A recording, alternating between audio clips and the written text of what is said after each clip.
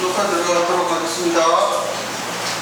녹화 어디서 4, 3, 2, 1. 지난 시간에는 우리가 구약 성경의 대략적인 연대기를 살펴보았습니다.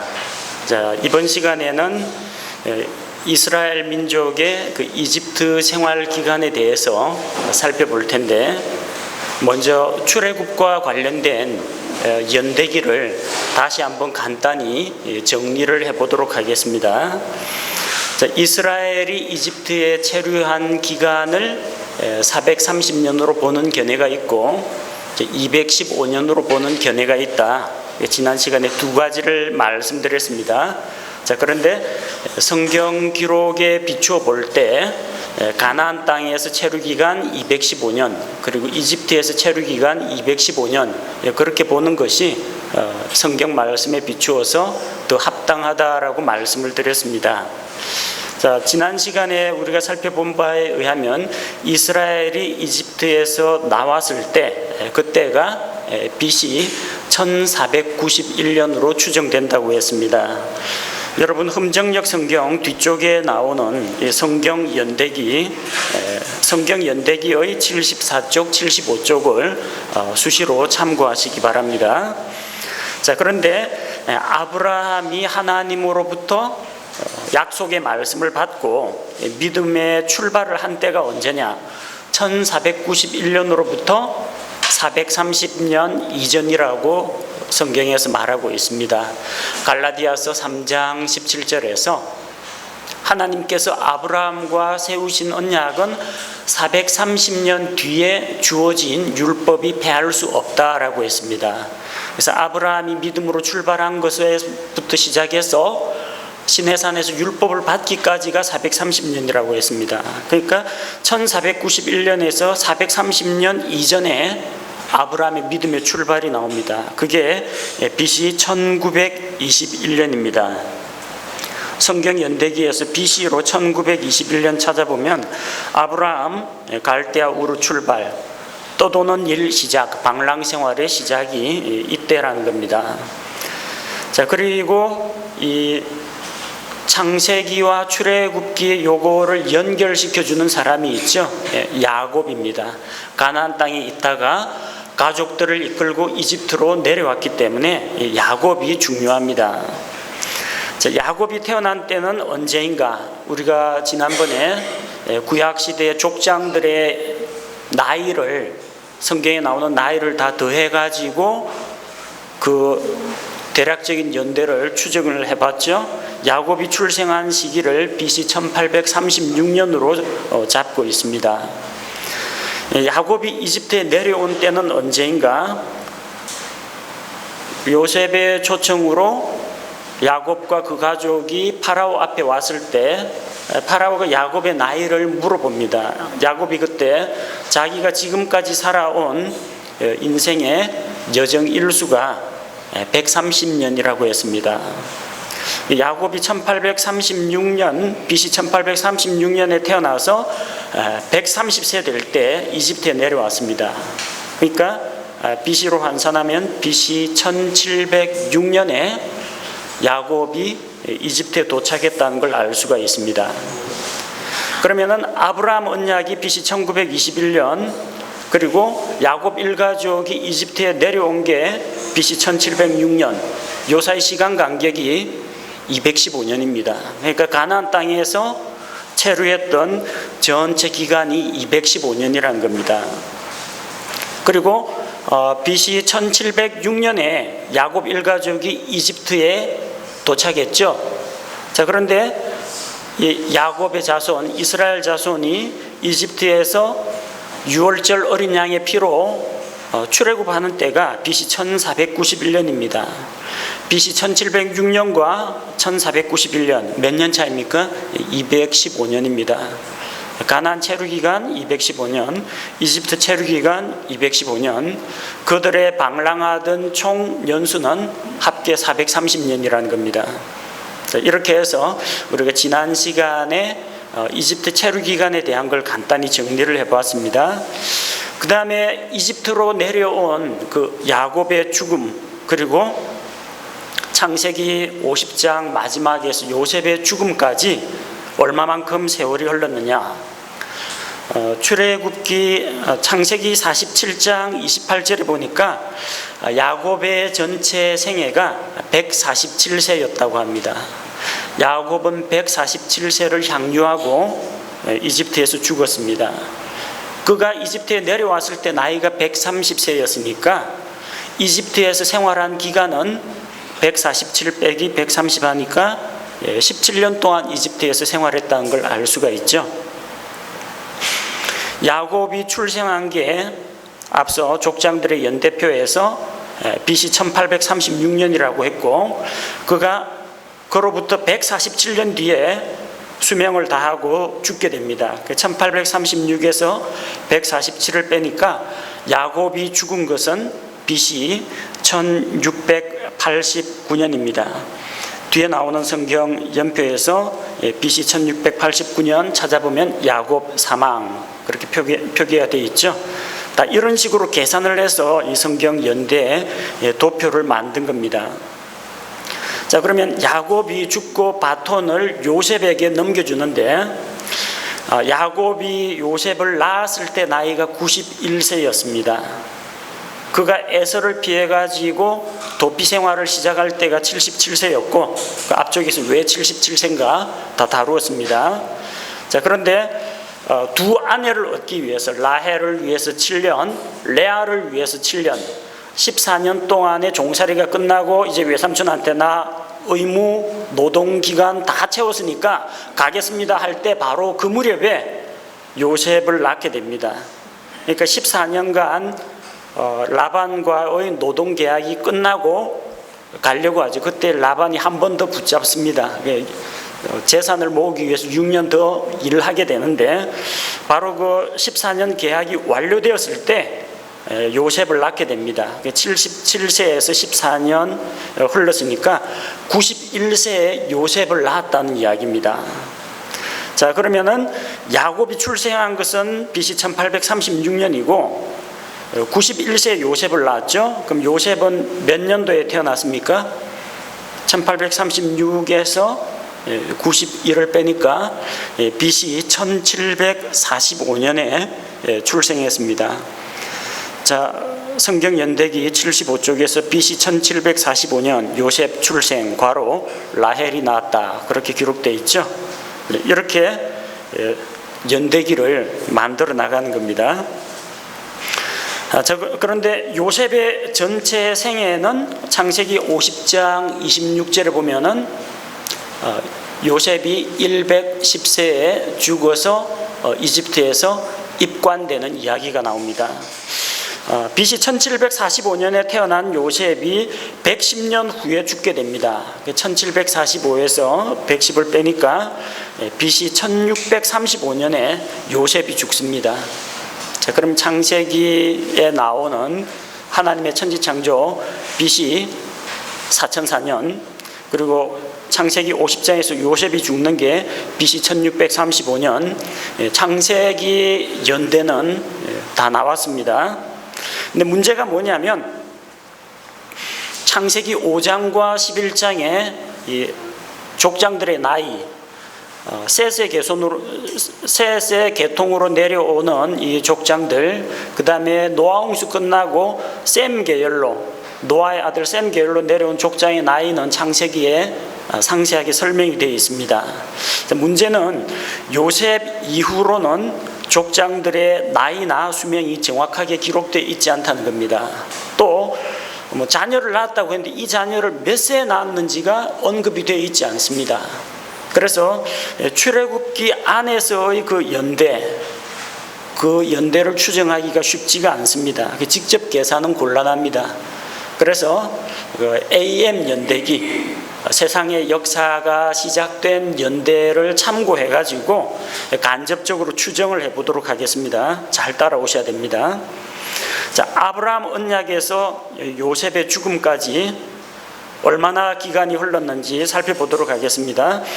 아브라함이 하나님의 약속을 받고 믿음의 여정을 출발한 게 BC 1921년입니다. AM으로 환산하면은 AM 2083년입니다.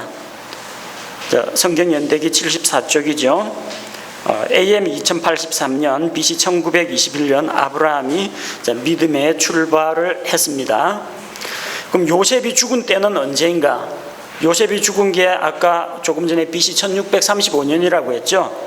BC 1635년을 AM 연대기로 환산하면 어떻게 됩니까? 연대표에서 찾아보아도 되고 4004년에서 1635를 빼면 됩니다. 그러면 AM 2369년입니다.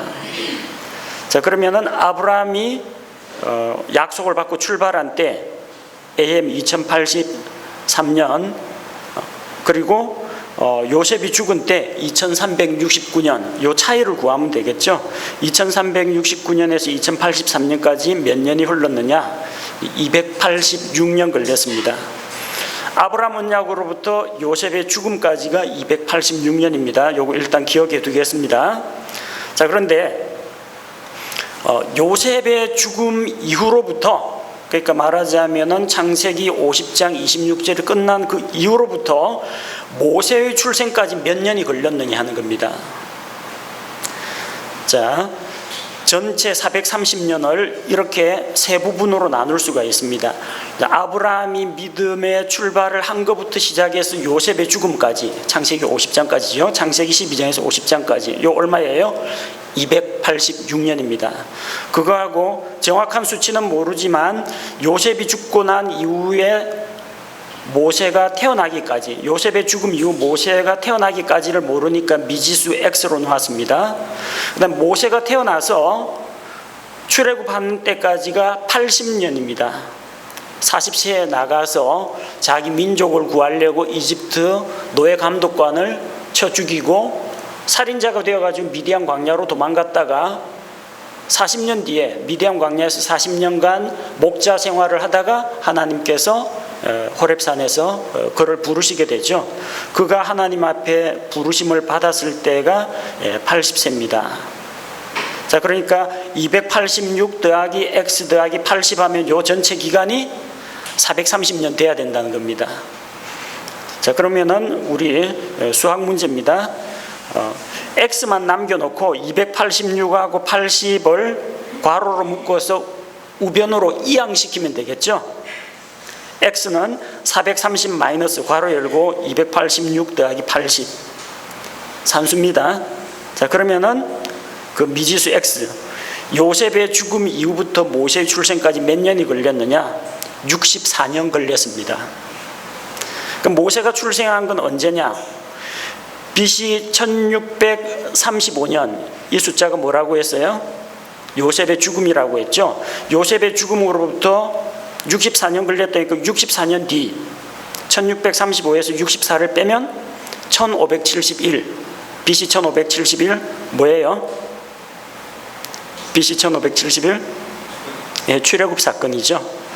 자, 그 1571 정확하게 출애굽 연대가 나오죠. 자, 반대로 검산을 해보겠습니다. BC 1491에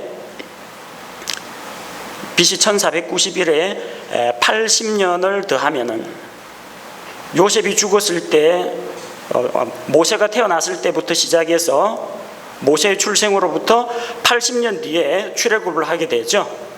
자, 그러면은 BC 1571이 나옵니다. 1491이 출애굽이고요. 1571이 모세의 출생입니다. 요셉의 죽음에서 64년 뒤에 1571년 모세가 출생합니다. 그리고 거꾸로 역으로 계산해서 1491년이 출애굽이죠. 출애굽에서 80년 이전에 모세가 출생합니다. BC 1571년이 모세의 출생 시기라는 걸 알 수가 있습니다. 자, 이렇게 계산을 했는데, 그러면은 이스라엘이 이집트에서 파라오로부터 압제를 당하던 요셉을 알지 못하는 새 왕이 일어나가지고 이스라엘을 학대하기 시작한 기간이 언제쯤인가 계산을 해볼 수가 있죠. 최대치로 잡으면은 요셉이 죽자마자 바로 이스라엘 민족을 학대했다. 그렇게 추정을 하면은 요셉의 죽음이 1635년이죠. 그리고 출애굽이 1491년입니다.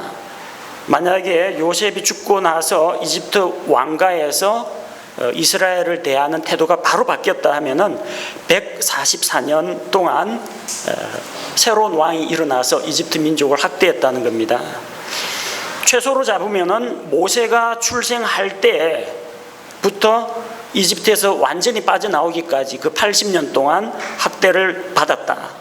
최소로 잡으면은 모세의 출생 이후부터 출애굽까지 80년으로 꼽을 수가 있습니다. 아마도 80년에서 144년 그 차이라고 추정을 할 수가 있습니다. 뒤에도 나오겠지만 모세는 태어나자마자 부모가 아름다운 아이임을 보고 감추었다가 마침내 더 숨길 수 없으니까 갈대 상자에 넣어가지고 강물에 던지죠. 자, 그 법이 아론에게는 적용이 안 됐습니다. 모세의 형 아론은 강물에 던지는 이야기가 안 나옵니다. 어쩌면은 아론 때는 사내 아이가 태어나거든 산파들이 알아서 영아를 죽여라 이 명령이 떨어졌을 수도 있고, 아니면은 아이에 대한 어떤 학대 같은 것이 발표되기 전이라고 볼 수가 있습니다. 그래서 아론이 그런 직접적인 피해를 당하지 않은 걸로 봐서 80년보다는 더 이전일 수도 있다는 겁니다. 그러나 최소치에서 최대치로 잡으면 약 80년에서 144년 정도가 이스라엘 민족이 이집트에서 요셉을 알지 못하는 새로운 왕조에 의해서 압박을 받던 그 기간이라는 것을 볼 수가 있습니다. 이것은 우리가 알고 있는 세계사 역사 연대하고도 상당히 밀접한 관련이 있습니다. 자, 요셉의 죽음이 BC 1635년이라고 했고 모세의 출생이 BC 1571년이라고 했습니다. 이 두 가지를 기억해 두시고요. 이집트는 원래 함의 후손 미스라임의 자손들입니다. 그래서 이집트 사람을 미스라임 사람이라고 부르기도 합니다. 함 족속이 원래 세운 왕국입니다. 이집트 고왕조는. 근데 중간에 이민족의 침략을 한번 받게 됩니다. 셈족의 침략을 받습니다. 셈족 계열의 유목민족입니다. 이 사람들은 농경민족이고 나일강을 이용해가지고 농사를 짓는 정착민족이고, 바깥에서 들어온 말과 가축들을 몰고 오는 기마민족이 쳐들어오게 됩니다. 그 힉소스 왕조는 기마민족으로서 힉소스를 가리키는 이름이 shepherd kings라고 부릅니다. 목자 왕이란 이야기입니다. 그 셈족 계열의 유목민족이 이집트를 침략했다라는 것을 역사에서 찾아볼 수가 있습니다. 왕 이름을 shepherd kings라고 불렀어요. 그리고 역사 자료에 의하면 BC 1730년부터 BC 1580년까지 메소포타미아 서쪽 전체를 장악했습니다. 그리고 그 영향력이 근동 지방까지 미치게 되는 겁니다. 자, 모세가 출생한 게 BC 1571년이고 힉소스 왕가가 그 수명을 다하게 되는 게 BC 1580년입니다. 모세 태어나기 9년 전에 힉소스 왕가가 망하고 새 왕조가 일어났다는 겁니다. 그러니까 모세가 태어나기 한 9년에서 10년 전쯤에 새 왕조에 의한 박해가 시작되었다라는 것을 생각해 보면은 이런 추정이 역사 기록하고도 잘 부합된다고 볼 수가 있습니다. 창세기 46장 34절에 보면 그 당시 이집트 사람들은 지배민족인 힉소스 민족은 숫자가 많은 게 아니고 왕궁 점령하고 왕족들만 잡으면 전쟁 끝납니다. 고대 전쟁은. 그래서 이집트 수도를 점령했기 때문에 왕조를 교체할 수가 있었는데 대부분의 이집트 사람들은 목축을 천시했습니다. 이집트는 농경 문화입니다. 정착민들. 그리고 말 타고 집도 없이 또 돌아다니는 유리 방황하는 사람들을 약간 가볍게 보았습니다. 그래서 창세기 46장 34절에서 요셉이 야곱과 그 형제들에게 일러주죠. 파라오가 틀림없이 너희 직업이 무엇이냐 물어볼 텐데 물어보거든 목자들이 가축을 기르는 목자라고 하십시오. 그러면 이집트 사람들은 목자를 조금 천시하는 경향이 있기 때문에 조금 벗어난 외곽 지역, 이제 풀밭이 있고 이집트 농경민족하고는 좀 거리가 떨어진 고센 땅에서 살 수 있을 것이라고 넌지시 일러주었습니다. 전반적인 문화가 목축을 싫어합니다. 목축을 싫어하면은 결국은 말도 키울 수가 없겠죠. 창세기 12장 16절에 보면은 아브라함이 기근을 피해 가지고 사라를 데리고 이집트에 내려갔어요. 그리고 사라를 자기 여동생이라고 속였다가 파라오에게 아내를 빼앗길 뻔하는데 하나님께서 파라오의 집안에 질병을 내려가지고 사라를 건드리지 못하게 합니다. 나중에 하나님께서 파라오에게 책망을 하시고 파라오는 자기는 몰랐다. 아브라함에게 따지죠. 왜 너 아내는 내 누이라고 속였느냐. 그리고 남편에게 아내를 빼앗아간 이 정신적인 위자료에 대해서 선물을 줍니다. 금과 은과 재산도 주고 소와 양과 나귀와 낙타를 줍니다. 말은 포함이 안 되어 있습니다. 신기하게 말도 줄 법도 한데 창세기 12장 16절은 말이 나오지 않습니다. 근데 솔로몬 당시에는 이집트에서 말을 때로 값을 매겨가지고 말을 그 때로 수입해다가 저기 시리아 지방에다 솔로몬이 중개 무역을 했습니다. 한번 기마 민족한테 당하고 난 다음에 그 다음에 보병만 가지고는 안 되겠다 해서 이집트에서 나중에 말들을 대량으로 키워가지고 전차 부대, 기마 부대를 만드는 겁니다. 그러니까 이집트에서 이스라엘 민족이 빠져나와서 홍해가에 있을 때 뒤에서 파라오의 말과 기병대와 병거가 쫓아왔다고 했죠. 그 힉소스 민족에게 당한 다음에 다시 왕권을 찾은 이 함족의 새 왕조는 그때부터는 이제 기마 부대를 육성하기 시작했다는 이야기입니다. 야곱의 가족들이 이집트로 내려왔을 때 그때가 BC 1706년경이죠. 요셉의 초청으로 야곱 일가족이 내려왔을 때 야곱 나이 130세 그때 반갑게 맞이해 준 것은 이집트 왕 파라오는 파라오인데 힉소스 왕조입니다. 같은 셈족이거든요. 그러니까 반갑게 동족이 왔다고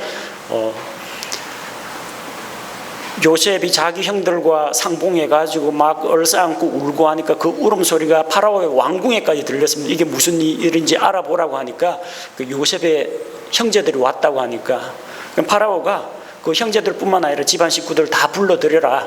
이집트에서 살게 해줍니다. 같은 셈족에다가 요셉이 이집트를 7년 기근으로부터 구해주었기 때문에 이스라엘을 아주 우대해 줍니다. 근데 요셉이 죽고 난 이후에 아까 우리가 요셉의 죽음을 언제라고 했습니까? BC 1635년이죠. 요셉이 죽고 난 이후에 왕조가 바뀌게 됩니다. 요셉이 죽고 나서 어느 정도 시간이 있는 동안은 계속해서 힉소스 왕가가 계속해서 내려옵니다. 갑자기 바뀐 건 아니고요. BC 1635년 요셉이 죽었을 때는 그 힉소스 왕가가 메소포타미아 서쪽 전체를 장악하던 그 시기입니다. 근데 BC 1635년에서 BC 1580년쯤으로 내려오면서 왕조가 뒤바뀝니다. 다시 함족의 아모시스가 새로운 왕조를 세웁니다. 이제 이집트 변방 지방에서 부대를 육성해 가지고 다시 수도를 탈환하게 됩니다. 자, 그래서 힉소스족을 몰아내고 힉소스족이 우대하던 이스라엘도 보니까 같은 셈족인 거예요. 그래서 이스라엘 이제 더 이상 우대하지 않고 압제합니다. 출애굽기 1장 8절에 바로 그 사건이 기록되어 있습니다. 이제 요셉을 알지 못하는 새 왕이 일어나 이집트를 다스리더라. 요셉을 알지 못한다라는 것은 정말로 요셉을 모르는 건 아닙니다. 요셉을 인정 안 한다는 이야기입니다. 왕조가 바뀌었기 때문에. 그리고 자기들은 함족, 정통 이집트 왕가고 저쪽은 이방민족, 자기들을 압제했던 셈족의 호위로 여기 들어와가지고 정착한 그 셈족 후손인 이스라엘 민족이고 하기 때문에 이스라엘을 대적하는 겁니다. 더군다나 이방민족에게 한번 혼이 난 다음에 출애굽기 1장 10절에 보니까 이집트의 새 왕은 또 전쟁이 일어나면 또 전쟁이 일어날 때 이스라엘이 자기들의 대적이 될까 두려워합니다. 또 전쟁이 일어난다. 뭔 전쟁을 말하는 거예요? 그 셈족의 그 기마 부대한테 한번 짓밟힌 다음에 또 혹시 저 기마 민족이 또 쳐들어오는데 안에 있는 이스라엘 민족이 같은 셈족이 온다 해가 우 일어나가지고 안에서 또 내부 반란을 일으키면 쉽게 또 정권이 바뀔 것 아니냐. 그래서 이스라엘이 적이 되지 못하도록 노예처럼 다루기 시작하는 겁니다. 그래서 이스라엘 민족이 이집트에서 압제당하는 이야기가 출애굽기 1장, 2장 등장하게 됩니다. 바로 그런 압제의 시기에 모세가 출생했습니다. 힉소스 왕가는 망했고 아모시스가 세운 이집트 함족 왕가가 이스라엘 민족을 억제하고 이스라엘 민족이 번성하는 것을 방해하려고 합니다. 출애굽기 1장 15절에서 21절에 보니까 파라오가 명령을 내려서 히브리 산파들에게 만약에 히브리 여자가 아이를 낳는데 사내 아이가 태어나거든 그 자리에서 죽이라고 했습니다. 딸이면 그냥 살려두라고 했습니다. 왜 그렇게 하느냐면은 이 사내 아이가 태어나면 나중에 장정이 될 것이고 이스라엘의 군대가 될 것이고 나중에 이런 남자들이 모여가지고 반란을 일으킬 수가 있는데 여자들이면은 아무래도 전투력이 약하기 때문에 또 이집트 남자들이 이스라엘 여자 데려가가지고 자기 아내로 삼아버리면은 문제가 없으니까 딸은 살리고 아들은 죽이라고 했습니다. 하지만 히브리 산파들은 파라오의 명령을 두려워하지 않고 하나님을 존중하고 하나님의 말씀을 두려워했습니다. 그래서 하나님께 순종하여 아이를 살렸습니다. 자, 그렇게 해서 아이를 직접 죽이는 것이 불가능해지니까 이번에는 파라오가 명령을 내려서 너희가 만약에 아들을 낳거든 강에 던지라고 했습니다. 그러니까 산파에게 책임이 돌아가는 게 아니라 히브리 여자 개개인 아이를 낳은 산모에게 그 명령을 이행하라고 했습니다. 남자를 낳거든 강에다가 던지라고 했습니다. 자, 출애굽기 2장 2절 3절 모세가 태어났습니다. 어떤 레위 사람이 레위 여자에게 장가를 가서 아이를 낳습니다. 그 레위 사람이 아므람이고 그 여자가 자기 고모 요게벳입니다. 아므람과 요게벳 사이에서 미리암과 아론과 모세가 태어납니다. 모세가 태어나자 그 아이가 아주 잘생겼고 또 영준한 걸 보고 석 달 동안을 숨겼는데 어린아이 때는 괜찮은데 이 아이 울음소리도 또 퍼져나가고 주변에서 이제 알아차리는 사람들이 있으니까 더 이상 숨길 수가 없어서 갈대 상자에 넣어서 강가에 두었습니다. 강가 부들 수초 같은 것이 우거진 곳에 아이를 거기다 두었습니다. 어떤 사람은 뭐 갈대 상자를 갈대 배를 만들어가 나일강에 떠내려 보냈다라고 하는데 떠내려 보낸 건 아니고요. 갈대 상자에 넣어뒀는데 마침 파라오의 공주가 강가에 목욕하러 왔다가 아이 울음소리를 듣고 모세를 데려갑니다. 자, 모세는 갈대 상자에 넣어서 강에 던진 이야기가 나오는데 모세의 형 아론은 모세하고 모세의 형 나이가 3살 차이가 납니다. 하나님께 부르심을 받았을 때 모세의 나이가 80세, 아론의 나이가 83세였다고 성경에 기록되어 있습니다. 아론은 3살 위입니다. 3살 위이던 아론은 강에 안 던지고 무사한 것으로 봐서 아마 아이를 강에 던지는 그 법령은 모세가 태어나기 전에 제정이 된 것으로 보입니다. 아론 같은 경우는 아무런 해를 입지 않았을 수도 있고 아니면은 파라오가 아이를 죽이라고 했는데 히브리 산파가 안 죽이고 살린 아이 중에 한 명일 수도 있습니다. 자, 모세를 구한 파라오의 딸, 파라오의 공주라고 했는데 이 여자가 누구냐면 하트셉수트입니다. 이집트 역사에서는 나중에 하트셉수트의 역사 기록들을 대부분 다 지워버렸습니다. 투트모스 3세가 정권을 차지한 다음에는 자기의 부끄러운 과거를 감추기 위해서 다 지웠는데 그래도 고대 역사 자료에 이 하트셉수트가 어떤 여인인지 기록이 남아 있습니다. 이집트 왕가에서 투트모스 1세가 정실 부인 아모스와의 사이에서 4남매를 낳습니다. 그 아이들이 누구냐면 와드모스, 아멘모스, 하트셉수트, 네프뷰리티 이렇게 4명인데 나머지 셋은 다 죽고 딸인 하트셉수트 혼자만 살아남습니다. 그럼 제 아무리 왕가라고 하더라도요, 옛날에는 의학 기술이 발달하지 못해가지고 영아 사망률이 상당히 높았습니다. 그래서 왕이 여러 부인을 두어가지고 많은 자손을 낳게 하는 게, 이게 아이가 태어났는데 태어나가지고 금방 죽을 수도 있고 1, 2년 뒤에 죽을 수도 있기 때문에 많은 자손들을 낳도록 한 겁니다. 근데 이 하트셉수트만 살아남았는데 여자는 파라오가 되질 못합니다. 파라오가 무슨 뜻이에요? 태양의 아들, 태양신 라의 아들이란 뜻입니다. 그냥 아들이니까 딸은 될 수가 없죠. 근데 하트셉수트는 자기가 여왕은 될 수가 없습니다. 그런데 반대로 이집트 왕가 사람도 자기 단독으로는 왕이 될 수 없고 그 모계사이기 때문에 왕가의 혈통은 모계를 통해서 내려옵니다. 왕실의 여인하고 결혼을 해야만 왕이 될 수가 있습니다. 그러니까 그 안에는 가족이나 친척 간에 이런 결혼이 아주 빈번했다는 겁니다. 왕실 안에서만 왕가의 혈통을 보존하기 위해서 종내혼을 한 겁니다. 근친혼을 한 겁니다. 하트셉수트는 자기 이복 남동생하고, 배다른 남동생하고 결혼을 합니다. 그 결혼한 사람이 투트모스 1세의 뒤를 이어받아가지고 투트모스 2세가 되었습니다. 그 투트모스 1세의 정실 부인은 아모스고 그 후처의 아들입니다.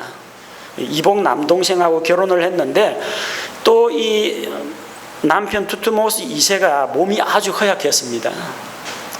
왜 이 사람들이 자꾸 일찍 죽고 병약한 왕이 나오고 이 정신병자 같은 왕이 나오냐? 왕가 혈통 보존한다고 해서 계속 왕족들끼리 근친혼 하다 보니까 이게 다양한 인자를 받아야 되는데 잠재적인 열성 인자가 희석되지 않고 계속 이제 아래쪽 대로 내려갈수록 누적이 되는 겁니다. 그래서 가끔 가다가 그렇게 아픈 사람이나 병사하는 사람들이 많았다고 합니다. 근데 남편 투트모스 2세가 몸이 아주 허약해가지고 거의 뭐 병석에 누워 지내니까 남편을 대신해서 왕비가 이집트를 통치하는 겁니다. 남편이 죽었어요.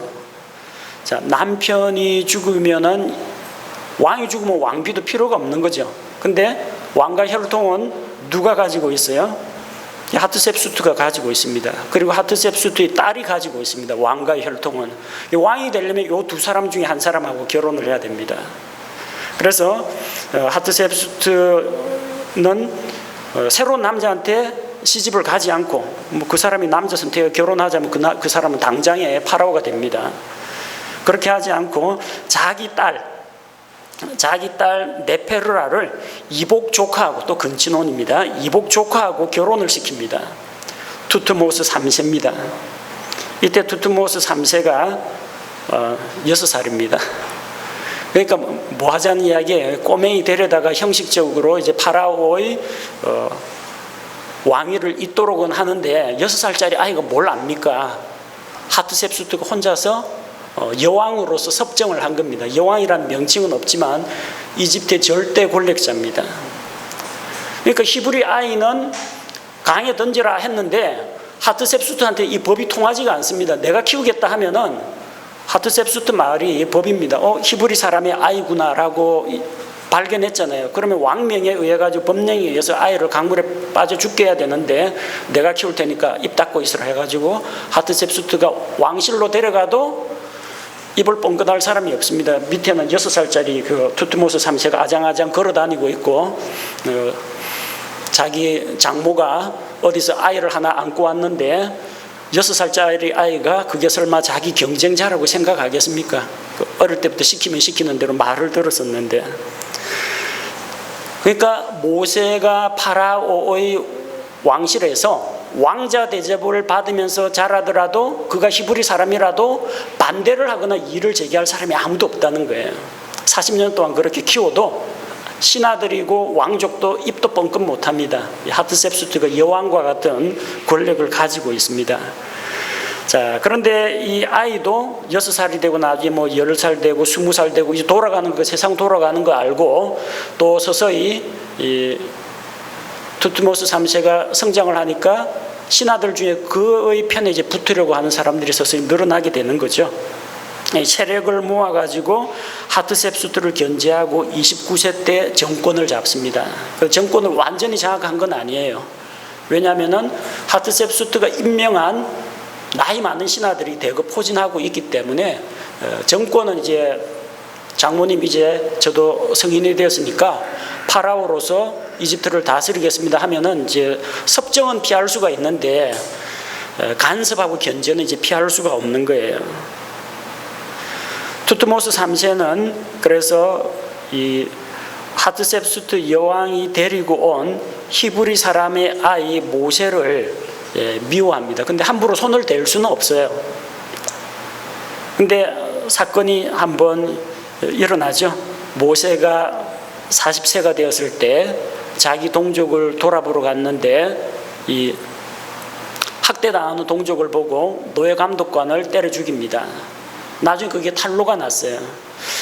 이집트 왕위 계승자, 이집트 왕자가 노예 감독관 하나 때려 죽였다고 해서 뭐 사형에 처하거나 감옥에 가거나 그러지 않습니다. 당시 왕권을 생각하면. 근데 투트모스 3세가 파라오지 않습니까? 살인범 잡으라 하고 수배령을 내린 거예요. 잘 된 거죠. 모세만 잡아들이면은 모세를 법에 의해서 합법적으로 사형을 시킬 수가 있고, 또 이 모세의 뒤를 봐주던 사람이 누구예요?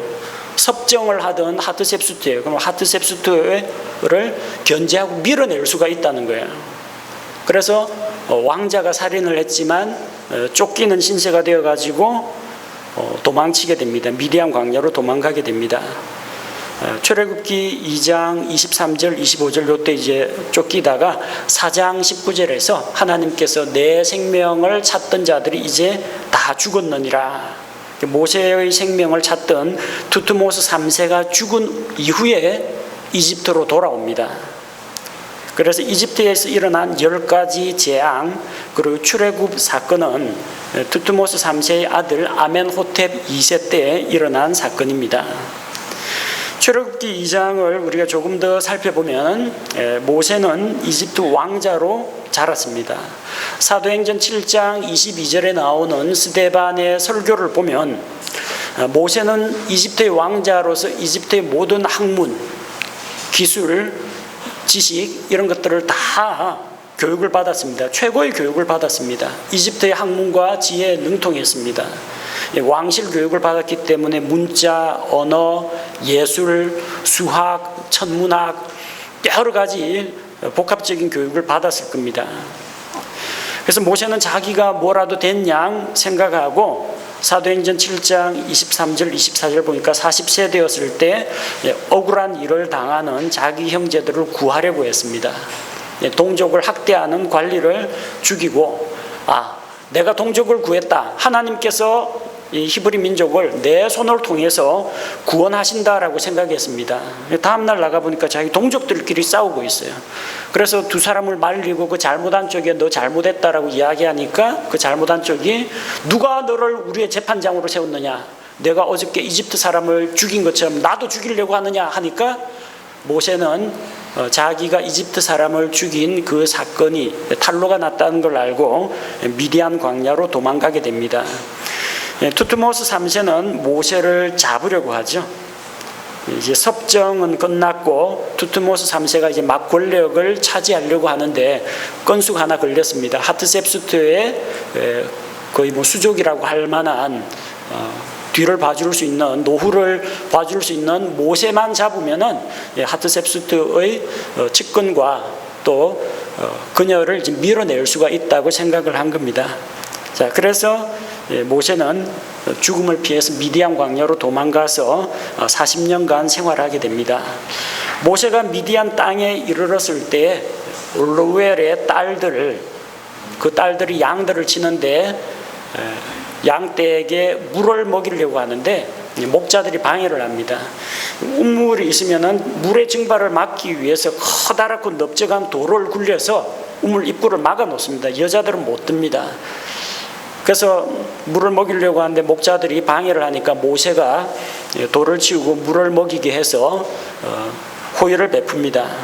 돌아와서 자기 아버지 제사장 이드로, 르우엘, 호밥 동일 인물입니다. 이름이 각기 3가지 이름이 있어요.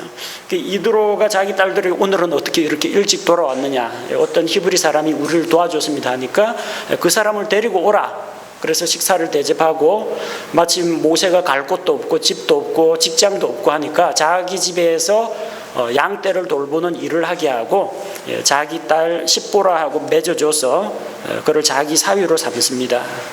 그렇게 해서 모세가 80세가 될 때까지, 하나님께 부르심을 받을 때까지 미디안 광야의 목자가 되어서 낮아져서 하나님께 쓰임받기에 합당한 사람으로 준비가 되는 것입니다.